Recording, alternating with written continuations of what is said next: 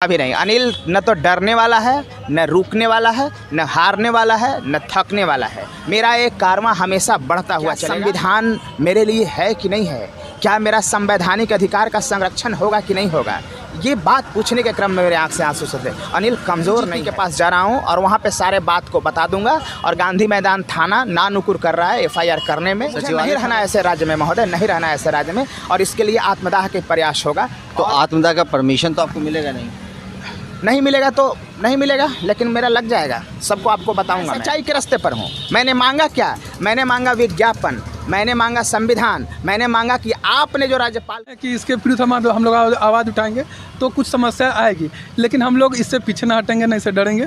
और ये कहेंगे का जो मेरिट और नॉर्मेट किया गया है, इसमें भी 15-16 लाख लेने की एक कैंडिडेट से 15-16 लाख लेने की तैयारी चल रही है। अंदर खाने से आवाज़ आई है, ये बात लीकेज हो रही है कि ये जब जब जुल्म करेगा, सत्ता के हथियारों से चप्पा चप्पा गूंज उठेगा इनकलाब के नारों से। नमस्कार, आदाब, सत श्री अकाल। लाइव नेशन 7 में आपका स्वागत है। मैं शादाब मलिक। अगर अभी तक आप लोगों ने हमारे चैनल को सब्सक्राइब नहीं किया है तो ज़रूर सब्सक्राइब कर लें। बिहार STT 2019 का मुद्दा लगातार बढ़ता रहा है, लगातार उस पर आवाज़ उठती रही है। और ख़ासकर जब उसके नोटिफिकेशन के हिसाब से जब परीक्षा हुई, परीक्षा में लोगों ने पास किया और पास होने के बाद फिर ये बात सामने आई कि उस नोटिफिकेशन को ही कैंसिल कर दिया गया। तो ऐसे में जो मेरिट में आए छात्र थे वो लगातार आंदोलन करते रहे, वो लगातार सड़क पर उतरते रहे। और ऐसे में उन्हीं अभ्यर्थियों में से एक अनिल, जिन्हें जान से मारने की धमकी दी गई, जिन्हें फ़ोन पर गोली तक मार देने की बात कही गई, उन्होंने फिर अपना वीडियो भी जारी किया। मगर ये बात एक बार ज़रूर है कि अनिल जो लगातार मुखर रहे हैं, लगातार सरकार पर सवाल करते रहे, शिक्षा विभाग पर आरोप लगाते रहे, मगर जब उन्हें धमकी मिली और उसके बाद उन्होंने अपना वीडियो जारी किया तो उसमें वो रोते हुए नज़र आए। तो हम बात करेंगे, हमारे साथ वही STT के अभ्यर्थी हैं अनिल। जो धमकी भरा फ़ोन आया, तो फ़ोन आने के बाद आपको क्या लगा उस समय? सबसे पहले लाइव नेशन 7 को तहे दिल से शुक्रिया शादाब भाई, और आपको भी तहे दिल से शुक्रिया। मेरे पास जो फ़ोन आया एकदम गलत था, असंवैधानिक था। लोकतांत्रिक व्यवस्था में शांतिपूर्ण तरीके से प्रदर्शन का अधिकार है, बाबा साहब ने अधिकार दिया है, बापू ने अधिकार दिलवाया था, और उसी का प्रयोग करके मैं सिटी मजिस्ट्रेट से परमिशन लेकर के गर्दनी भाग में प्रदर्शन किया। सरकार के खिलाफ बोलता हूँ, शिक्षा मंत्री के खिलाफ बोलता हूँ। क्या बोलता हूँ?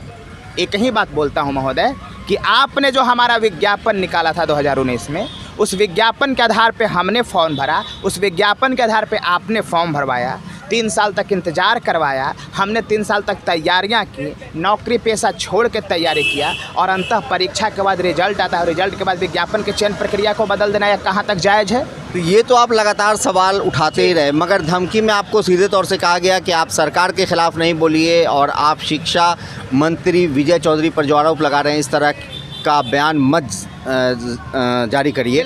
तो ऐसे में अब क्या आप बोलेंगे, या फिर आप डर गए, या अंदर से घबराहट कहीं ना कहीं है? कभी नहीं, कभी नहीं। अनिल न तो डरने वाला है, न रुकने वाला है, न हारने वाला है, न थकने वाला है। मेरा एक कारवां हमेशा बढ़ता हुआ चलेगा, और ये मैं कभी रुकने वाला नहीं हूँ, क्योंकि मैं सच्चाई के रास्ते पर हूँ। अगर अनिल रुक गया तो ये देश रुक जाएगा। अगर अनिल हार गया, मेरिट हार गया, तो ये देश हारेगा, विज्ञापन हारेगा महोदय, संविधान हारेगा। मगर आप लोग को जो फ़ोन किया गया, खासकर आपको जो फ़ोन किया गया, उसमें ये बात कही गई कि आप पप्पू यादव के यहाँ गए थे, वहाँ भी आपको मार सकते थे। मतलब यह है कि आप पर नज़र बनाए हुए। तो ऐसे में जब आप अकेले में आप घूम रहे हैं, तो क्या आपकी जान को ख़तरा भी है? बिल्कुल ये है, लेकिन उससे मुझे परवाह नहीं है। मेरा बहुत लंबा चौड़ा कारवां है। हम लोग 30,675 अभ्यर्थी, हम लोग कमज़ोर नहीं हैं। अगर हमें कोई कमज़ोर समझ रहा है ना, ये बहुत बड़ी उसकी भूल है। सबसे पहला ये सही करे कि हम कमज़ोर नहीं हैं। दूसरी बात ये है, अनिल कभी रो नहीं सकता।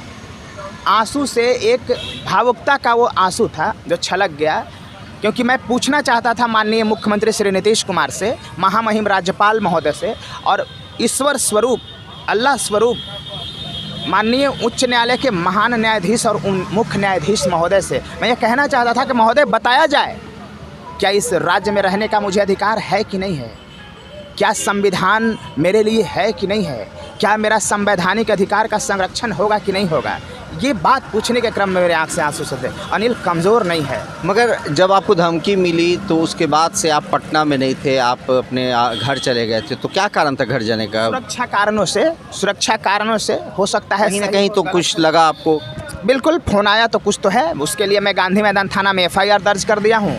मैं माननीय SSP महोदय को भी इसकी सूचना दे दिया हूँ, सिटी SP को भी कर दिया हूँ। अब मैं DGP के पास जा रहा हूँ और वहाँ पे सारे बात को बता दूंगा। और गांधी मैदान थाना नानुकुर कर रहा है FIR करने में। सचिवालय थाना भी गए थे आप? सचिवालय थाना नहीं गया था, कोतवाली थाना। कोतवाली ने मना कर दिया FIR लेने से, कहा कि वो आप गांधी मैदान में आपका फ़ोन आया है तो आप गांधी मैदान थाने में जाइए।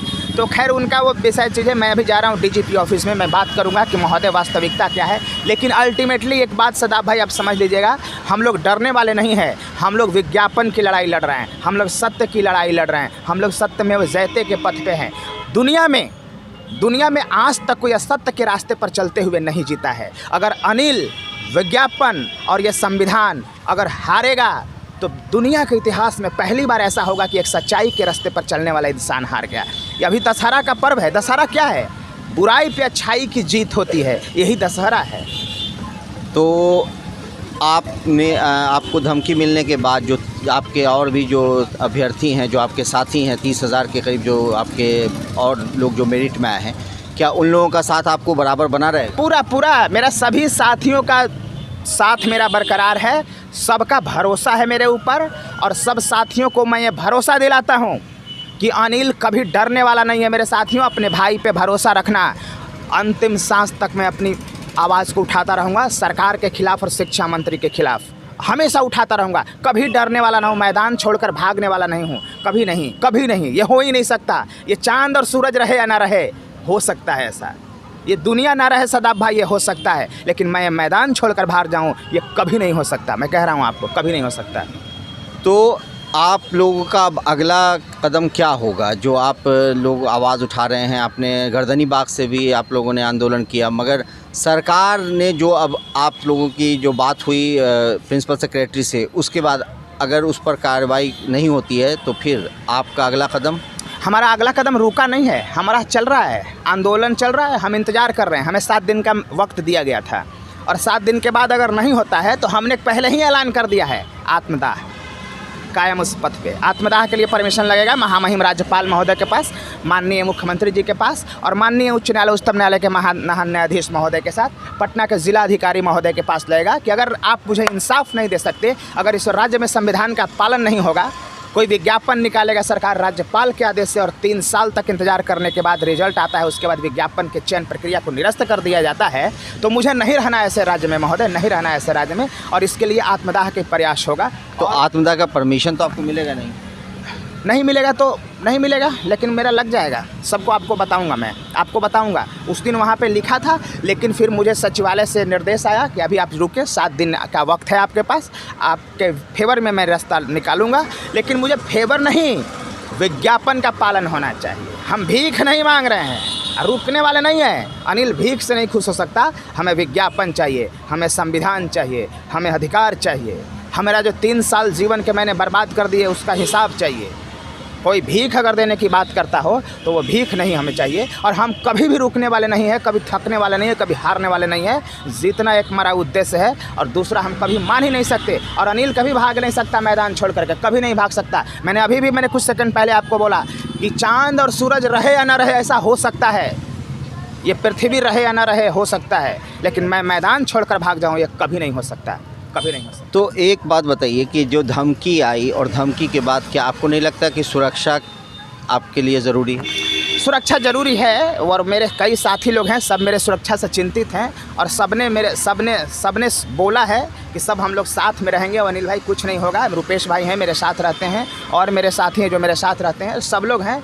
और मैं यहाँ पटना की जो पुलिस है, प्रशासन है, मैं उसको भी कहा हूँ और पटना पुलिस से मैं रिक्वेस्ट किया हूँ, खास करके मैं अभी जा रहा हूँ DGP के पास और मैं उनको रिक्वेस्ट करूँगा कि महोदय इस मामले को गंभीरता से लिया जाए, इसकी जांच किया जाए और जिसने भी मेरे साथ ये गलत व्यवहार किया है, असंवैधानिक, गैरकानूनी, उसके खिलाफ सख्त से सख्त कार्रवाई की जाए। तो क्योंकि मैं सच्चाई के रास्ते पर हूँ। मैंने मांगा क्या? मैंने मांगा विज्ञापन, मैंने मांगा संविधान, मैंने मांगा कि आपने जो राज्यपाल के आदेश से निकाला था विज्ञापन, उस विज्ञापन का पालन करिए। मैंने यही तो मांगा था, और इसके खिलाफ आप आवाज़ उठाने वाले को दबा देंगे आवाज़। ये आवाज़ कभी दबने वाले नहीं है, ये आवाज़ कभी रुकने वाली नहीं। तो क्या आप सुरक्षा की भी मांग करेंगे? सुरक्षा की वैसा कोई ज़रूरत नहीं है, इतना अनिल कमज़ोर नहीं है, कोनो माई के लाल पैदा नहीं है जो अनिल पे हाथ लगा ले। दुनिया में ऐसा कोई बुलेट नहीं बना जो अनिल की छाती को बेच सके, ऐसा मैं कह रहा हूँ आपको, कोई नहीं हरा सकता। अच्छा रुपेश, आप अनिल के साथ हैं, अनिल के साथ घूम रहे हैं, तो क्या डर नहीं लग रहा है?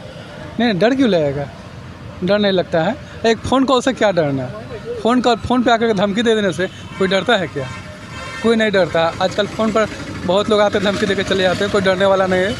ये कोई सोचता होगा कि फ़ोन पर धमकी दे के हमें दबा देंगे, ये भी पॉसिबल नहीं है। हम लोग ना दबने वाले हैं ना डरने वाले हैं। हम लोग आज भी जो अपना काम कर ही रहे हैं, आज भी पटना की सड़कों पे है, पहले भी काम करते थे, आज भी काम कर रहे हैं। और जब तक न्याय नहीं मिल जाता है, जब तक मेरी ढाई को न्याय नहीं मिल जाता है, तब तक अपना काम करते रहेंगे। इसमें कोई डरने की बात नहीं। तो आप लोगों को ऐसा लगता है कि जिस तरह आप लोगों को धमकी दी गई, अनिल को धमकी दी गई, और सुरक्षा का जो मामला सामने है, उसको लेकर जो आप लोग अनिल के लिए चिंतित हैं? जी, चिंतित तो हम लोग हैं ही। अब बात है कि सिस्टम के खिलाफ लड़ रहे हैं। अब कोई शिक्षा मंत्री का नाम लेकर के हम शिक्षा मंत्री डायरेक्ट संलिप्तता तो नहीं मानते हैं।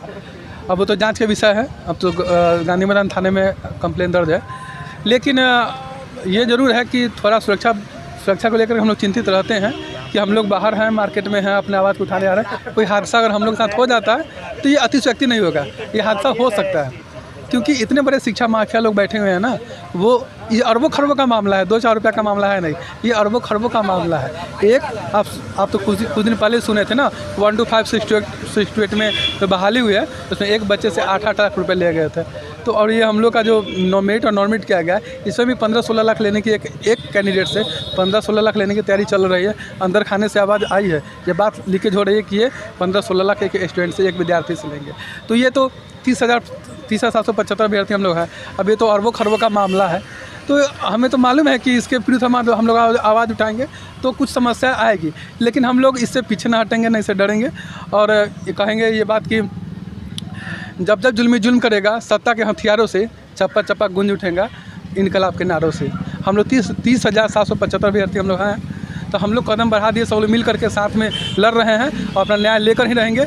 और इसमें कोई ना नुकुर वाली बात नहीं है। और अनिल सर पीछे हटने वाले नहीं है, ना ही हमारी टीम पीछे हटने वाली है। ये टीम, हर एक टीम 30,775 अभ्यर्थी जो है ना, ये सब अनिल है, सब रुपेश है, इसे कोई डरने वाला नहीं है। और हम ना रहेंगे तो दूसरा कोई खड़ा होकर अपना आवाज़ उठाएगा, लेकिन ये अन्याय बर्दाश्त नहीं करेगा। क्यों नहीं बर्दाश्त करेगा? क्योंकि सब शिक्षित है, सब पढ़े लिखे अभ्यर्थी है, सब पढ़े लिखे मेधावी अभ्यर्थी है। जो भी मेरिट लिस्ट में है ना, बहुत मेधावी है, वो अपने अधिकार को जानते हैं। और जो अपने अधिकार को जानता है ना, वो कभी अपने हक को मारने नहीं देगा। इसके लिए चाहे जो हो जाए, इसके लिए चाहे कितनी भी कीमत हमें मुद्दाओं पे लगानी होगी, लगाएंगे, लेकिन हम अपने साथ अन्याय नहीं होने देंगे। अपने साथ अन्याय नहीं होने देंगे और चप्पा चप्पा गूंज उठेगा इनकलाब के नारों से, ये कहना है इन अभ्यर्थियों का, जिन पर जो मेरिट लिस्ट में आए STET 2019 की जो वैकेंसी थी, जो नोटिफिकेशन आया था उस आधार पर। और इनकी मांग है सरकार से कि वो जो नोटिफिकेशन सरकार ने जारी किया, जिसके अंतर्गत इन्होंने परीक्षा दी, परीक्षा पास की, मेरिट में आए, मगर उस नोटिफिकेशन को कैंसिल किया गया, तो सरकार उस नोटिफिकेशन को फिर से बहाल करे, इनका जो मेरिट में आना है उसे स्वीकार करे और जो नौकरी शिक्षक की देनी है वो इन्हें दे। इन सब मुद्दों को लेकर ये लगातार आवाज़ उठाते रहेंगे, भले ही ऐसे फ़ोन कॉल उन्हें आए, उन्हें डराया जाए, उन्हें धमकी दी जाए, मगर उससे ये डरने वाले नहीं हैं। बहरहाल इस तरह की खबरों के लिए बने रहे हमारे साथ, देखते रहे हमारा वीडियो। अगर आपको हमारा वीडियो पसंद आता है तो हमारे चैनल को ज़रूर सब्सक्राइब करें। अगर आप फेसबुक के जरिए देख रहे हैं तो पेज लाइक करें, साथ ही ट्विटर हैंडल पर हमें फॉलो ज़रूर करें। धन्यवाद।